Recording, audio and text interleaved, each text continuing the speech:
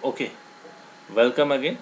Now we are discuss about the Spearman rank. ठीक है, तो स्पेयरमैन ने भी कोरिलेशन कोफिशिएंट निकाला है, आर की वैल्यू निकाली है, लेकिन उसने क्या दिया है, उन्होंने रैंक का सिस्टम दिया. When the variables under the considerations are not capable for the quantitative measurement but can be arranged in the serials or order or rank, we find out the correlation between the rank of two series. This happen when we deal with the qualitative characteristics such as honesty, beauty. ठीक है, this is क्या है कि suppose that हमने correlation निकालना है, लेकिन correlation हम क्या करते हैं कि हस्बैंड की एज वाइफ की एज पे निकालने हैं. ठीक है, एक्स के मार्क्स वाई के मार्क्स निकालने हैं. such kind of item which is easily presented in quantitative items. But what happen when we are talking about the qualitative items, जब हम क्वालिटी की बात करते हैं कि यार वो बहुत ईमानदार है, ये सो ब्यूटीफुल, ठीक है, वो उसका बिहेवियर बड़ा अच्छा है, तो अब आप बिहेवियर को कैसे जज करेंगे किसी के लिए. ठीक है, वो तो ये इन चीज़ों को निकालने के लिए जो है रैंक डिफरेंस मेथड या रैंक मेथड्स, जिसको स्पेयरमैन का rank method, and the correlation coefficient is obtained in the call of rank coefficient of correlations. ठीक है, जिसको हम आर एस से रिप्रेजेंट करते हैं, आर और एस की वैल्यू से रैंक का, स्पेयरमैन का रैंक. ठीक है, correlations. This matters was developed by the Charles Edward Spearman, the British psychologist है वो. ठीक है, और ये है Spearman rank correlation of coefficient is also used when the measurement are given in the both the series. However Spearman rank correlations coefficient RS is nothing but the Karl Pearson coefficient of correlation between the ranks. It can be interpreted in the some way that the Karl Pearson coefficient of coefficient है, तो उसी के हिसाब से बना रखा उन्होंने. लेकिन इसमें थोड़ा सा डिफरेंस ये है कि हम यहाँ पे क्या देंगे, अगर कि क्वालिटेटिव की बात करेंगे तो उस वैल्यूज़ को भी हम यहाँ पे क्या कर सकते हैं, आराम से पुट कर सकते हैं. तो ये फॉर्मूला है RS का, 1-6 sigma D square upon n, और ब्रैकेट के अंदर n स्क्वायर -1. तो RS coefficient of rank, sigma D यानी कि sum of the square deviation of the rank. हम रैंक देंगे फिर उसका स्क्वायर कर देंगे, n number of the items. First case when the rank are different in the two series, दो series के अगर अलग अलग रैंक. तब when there is a tie, if two or more individuals have equal ranks, then the formula one is calculated rank coefficient. ठीक है, breakdowns and we use the formula of this. अगर दोनों series के value एक जैसी हैं फिर तो ये फॉर्मूला आपको यूज़ करना पड़ेगा. अगर अलग अलग हैं तो आप ऊपर वाला फॉर्मूला यूज़ करेंगे फर्स्ट स्टेप, और अगर दोनों सीरीज सेम है एक जैसी हैं तो हम ये वाला यूज़ करेंगे 1-6 और ब्रैकेट के अंदर D squares plus 1/12 m³ -m+1 and so on. ठीक है, when the m is number of times and items is repeated, जितनी बार रिपीट हो गया उतनी बार लिखेंगे. The correction factors 1/3. ठीक है, ये इसके फैक्टर हो गए. और these are the characteristics of the Spearman correlation. Simple है, कोई दिक्कत नहीं है. ओनली रैंक्स आर सफिशेंट, इसमें रैंक बहुत रैंक से ही काम हो जाता है. Applicable in case of the extreme value अगर कहीं पे है तो वहाँ पे हम उसका यूज़ कर सकते हैं. Use of the qualitative factors, इससे हम आइडेंटिफाई कर सकते हैं. ठीक है, और इजी है थोड़ा सा करने में. अब देखिए इसमें क्या है, स्टेप आपके पास ये आपको दे रखे हैं कि आपने कैसे कैसे करना है. Here is examples related to the coefficient of correlations. ठीक है, आर की वैल्यू का एग्जाम्पल आपको दे रखा है ये वाला. ठीक है, दीज आर द रैंक्स. अब देखो दोनों रैंक्स डिफर हैं, इसलिए आपको आसानी हो जाएगी इसमें. ये एक्स की रैंक, ये वाई की रैंक. ठीक है, आपने डी निकाल दिया, difference of rank RX -RY.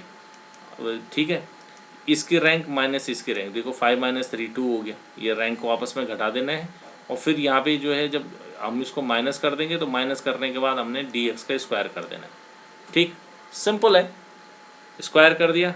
ये यहाँ पे आगे क्वेश्चन ये है. ठीक है, पूरी वैल्यू ये थी उसकी, n = 10. आधा क्वेश्चन दूसरे पेज में था, ये इसकी वैल्यू हो गई. ये आपके यहाँ पे D निकला, ये DX का स्क्वायर निकला, इसका टोटल हो गया 80. ठीक, उसी क्वेश्चन का रिपीटेबल है आगे. ठीक है, अब हम क्या करेंगे, फॉर्मूले में रखेंगे, दिस इज़ द फॉर्मूला, क्योंकि दोनों वैल्यू, दोनों आइटम्स अलग अलग हैं, रिपीटेबल नहीं है, क्योंकि जीरो नहीं होनी चाहिए ना वैल्यू। तो 1 माइनस 6 डी स्क्वायर हो गया 80, 10 और स्क्वायर, और अब जब आप इसको खोलेंगे तो इसकी वैल्यू हो जाएगी 0.52। ठीक, this is the coefficient of correlation. Okay, again the example is here.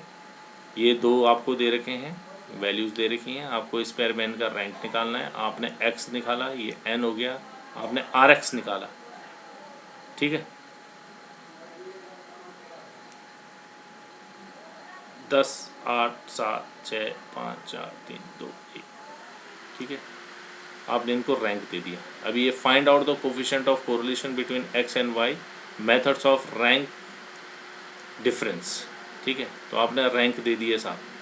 Total 10 items हैं, तो जो सबसे हाईएस्ट नंबर है उसको 1 दे दिया, 35 को। उसके बाद 32 है तो उसको 2 दे दिया हमने, 30 है तो उसको 3 दे दिया। 30 के बाद क्या है इसमें देखो, 28, इसको हमने 4 रैंक दे दिया। ठीक है, 28 के बाद 25 है, इसको हमने 6 दे दिया। 24 को हमने 7 दे दिया। 22 को हमने 8 दे दिया। ठीक है, 26 भी है इसमें, हाँ, 26 को हमने 5 दे दिया। ठीक है, 21 को हमने 9 दे दिया, और 20 सबसे छोटा है, इसको हमने 10 दे दिया। तो जो सबसे छोटा है उसको सबसे छोटा रैंक, जो सबसे बड़ा है उसको सबसे बड़ा रैंक। ठीक है, ऐसी हमने y की वैल्यू रखी यहाँ पे, ये 10 है, हमने इनको रैंक दे दी। ठीक, पिछले वाले क्वेश्चन में रैंक ऑलरेडी गिवन थे तो हमने सीधी सीधी उसको माइनस कर दिया। तो यहाँ भी हम क्या करेंगे, सबसे बड़ा आइटम्स हमारे पास कितना है, सबसे बड़े हमारे पास है 25। तो 25 को 1 दे दिया, 24 को 2 दे दिया, 23 को हमने 3 रैंक दे दी, 2 को हमने 4th दे दी।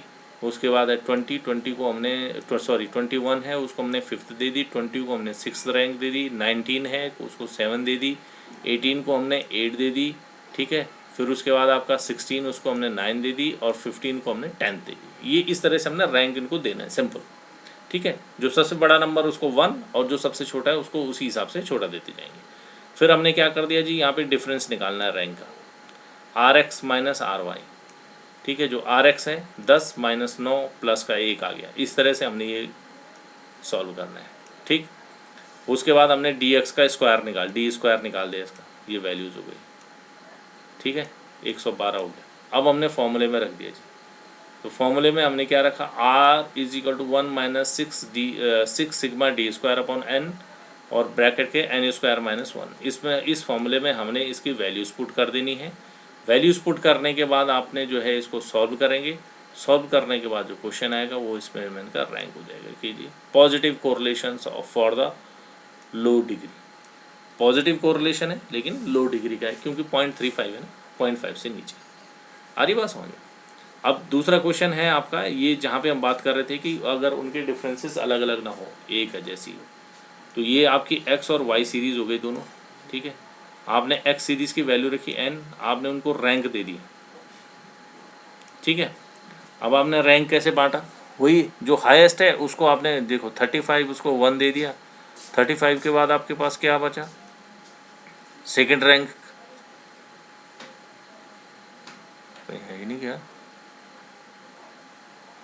हाँ 27 दो बार है, तो अब सेकेंड रैंक किसको देंगे, नहीं देंगे ना, इसलिए आपने इसको एक को 3 दे दिया, इसको भी 3 दे दिया, ये रिपीटेबल हो गए। देखो यहाँ 27 3 है, तो 3 3 3 3 दे दिया आपने। दूसरी रैंक कैसे देंगे किसी को, दूसरे नंबर पे है नहीं, तो 1 2 3 है, इसलिए आपने इसको 3 3 3 3 सभी को 3 रैंक दे दी। 27 के बाद आपके पास बचा है 25, तो 25 का आपने क्या कर दिया, 5 रैंक दे दी उसको। क्यों दे दी, क्योंकि उसने सारी रैंक खा दी आपकी। ठीक है, आपने 1 दी थी, 2 नहीं दी, 3 नहीं दी, 4 नहीं दी। ठीक है, क्योंकि 3 रैंकों को आपने एक ही नंबर दे दिया 3, ये भी 3 आई, ये भी 27, ये भी 27, ये भी 27, 3 नंबर आ गए, तो 1 2 3 4 चले गए। ठीक है, एक आपने पहले दे दी, 2 3 4 जो चले गए, इसलिए हमने उसको 3 नंबर दे दिया, क्योंकि 3 बार आया हो। ठीक, उसको तीसरी रैंक दे दी। फिर 25 को हमने 5th रैंक दे दी, क्योंकि हमारे पास चला गया था वो। फिर 24 को हमने 6th रैंक दे दी। ठीक, फिर 23rd को हमने 7th रैंक दे दी। फिर 22 को हमने 8th रैंक दे दी। फिर 21 को हमने 9 रैंक दे दी, और 20 को हमने 10th रैंक दे दी। ठीक, ऐसी तरह से हमने वाई सीरीज़ में भी निकाला वैल्यूज़। तो वाई सीरीज़ के लिए हमने पहले इसका टोटल कर दिया, n इज इक्वल टू 10 है। अब हमने वाई के लिए रैंक देनी शुरू करी। तो देखिए सबसे बड़ा क्या है, 50 है, उसको 1 दे दिया। उसके बाद 50 के बाद क्या है आपके पास, 50 के बाद देखो आपके पास है 41, इसको हमने 2 दे दिया। ठीक है, 41 के बाद 40 है, उसको हमने 3 दे दिया। 40 के बाद 38 है शायद हमारे पास। तो देखो हमने क्या किया, 1 2 3 रैंक तो हमने दे दी ना। तो देखो 38 एक ये है, 38 एक ये है, 2 है 38 और एक ये है, सॉरी 3 है 38 आपके पास। तो 3 38 है, तो 1 2 3 हमने दे दिया ना, 3। तो 4 5 6 हमने देना था इसको, 4 5 6 देना था। तो क्योंकि तीन बार आ रखे हैं, 3 तक हमने कर दिया है, तो इसलिए बीच वाला नंबर देंगे उसको, ना पहला ना दूसरा ना तीसरा। ठीक है, हमने क्या करते हैं, 5 दे दिया उसको माना 5। 38 को हमने माना 5, तो 5 5 5, 3 जगह हमने 38 को 5 रैंक दे दी। ठीक है, क्योंकि हमारे पास 1 2 3 तो हो गया था, 1 2 3 हमारे पास 4 5 और 6 3 रैंक देनी है, तो हमने 5वीं रैंक दे दी उसको। ठीक, अब हमारे पास बची 7वीं, तो हमने 36 को हमने 7वीं रैंक दे दी, 32 को हमने 8वीं रैंक दे दी, 30 को हमने 9वीं रैंक दे दी और 25 को हमने 10वीं रैंक दे दी। ठीक, अब हमने डिफरेंस निकाल दिया जी। तो डिफरेंस निकाल दिया, आर डी निकालेंगे और डी का स्क्वायर कर देंगे यहाँ, क्योंकि यहाँ पे क्या है कि रिपीटेबल हो रहा है, इस वजह से हमें प्रॉब्लम हो रही है। तो प्रॉब्लम हो रही है तो हमने उस प्रॉब्लम को सॉर्ट आउट करने के लिए अब हम अपना फॉर्मूला चेंज कर देंगे। वैसे जनरली ये क्वेश्चन पेपर में आता नहीं है, ऐसा टेढ़ा कोई देगा नहीं, लेकिन फिर भी नॉलेज के लिए आपको होना चाहिए। तो अब आपने फॉर्मूला लगा दिया, R S is equal to 1 minus 6, ये वैल्यू 6 हो गई, सिग्मा डी स्क्वायर प्लस 1/12। ठीक है, ये फॉर्मूले में था। M1 2 3 minus M1 3 square minus M1 plus 1/12 M2 minus M3।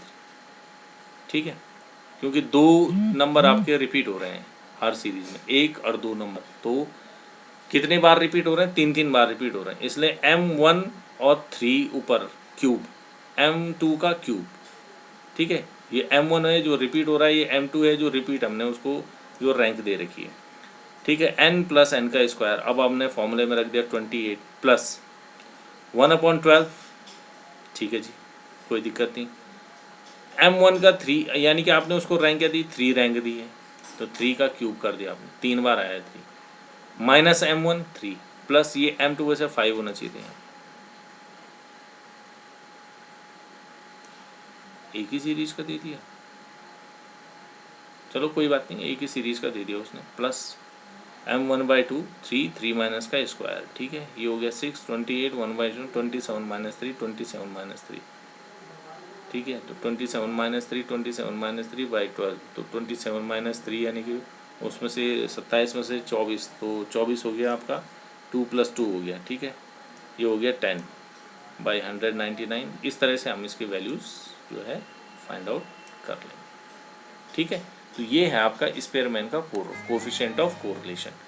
तो इस तरीके से हम जो है कोफिशिएंट ऑफ कोरिलेशंस निकालेंगे वैल्यूज़ का। ठीक है, तो बाकी इससे रिलेटेड अगर आपको कोई प्रॉब्लम हो रही हो, कोई क्वेश्चन पूछना हो, तो please you can ask me, you are free for that. Okay, thank you so much and be take care of your self.